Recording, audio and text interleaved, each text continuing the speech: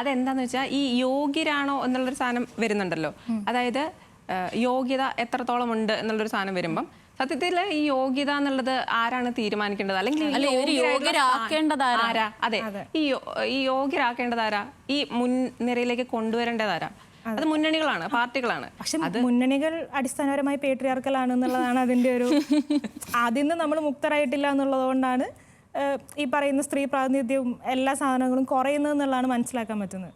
അല്ല, ശരിക്കും പറഞ്ഞു കഴിഞ്ഞാൽ ഇതിനകത്തെ ഈ വിവേചനത്തിന്റെ ഒരു കാര്യം എന്ന് വെച്ചാൽ എല്ലാ മുന്നണികളിലും 20-ൽ താഴെ മാത്രമാണ് സ്ത്രീകള് സ്ഥാനാർത്ഥികളായിട്ടുള്ളത്. എല്ലാ മുന്നണികളിൽ നിന്ന് മാത്രമല്ല, രാജ്യം മൊത്തം കണക്കെടുത്ത് നോക്കിക്കഴിഞ്ഞാൽ ഒറ്റ സംസ്ഥാനത്ത് പോലും 20% കൂടുതൽ വനിതാ പ്രാതിനിധ്യം ഇല്ല. സ്ഥാനാർത്ഥികളെ നിർത്തിയിട്ടില്ല, ഇതുവരെ നിർത്തിയിട്ടില്ല.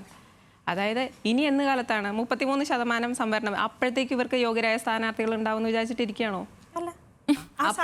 അപ്പൊ പിന്നെ എങ്ങനെ ഈ 33% പേര് യോഗ്യരായിട്ടുള്ള സ്ഥാനാർത്ഥികൾ വരും?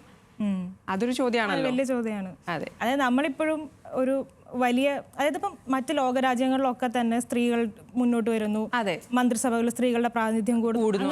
വരുന്ന സമയത്തും നമ്മൾ വരുന്ന സമയത്ത് പ്രത്യേകിച്ച് ഇപ്പൊ കേരളത്തെ, ഞാൻ നേരത്തെ പറഞ്ഞ തന്നെ കേരളത്തെ നമ്മൾ എപ്പോഴും എടുത്തു പറയുന്നത് എങ്ങനെയാണ്, ലോകത്തിന് മുന്നിൽ വലിയ മാതൃകയായിട്ട് കേരളം നിൽക്കുന്നു എന്നുള്ളതാണ് പറയുന്നത്.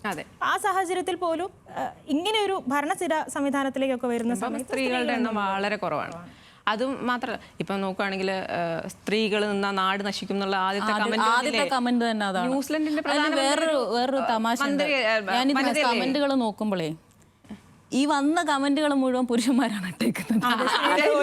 അതിലൊരു സ്ത്രീ പോലും കമന്റ് ഇട്ടിട്ടില്ല.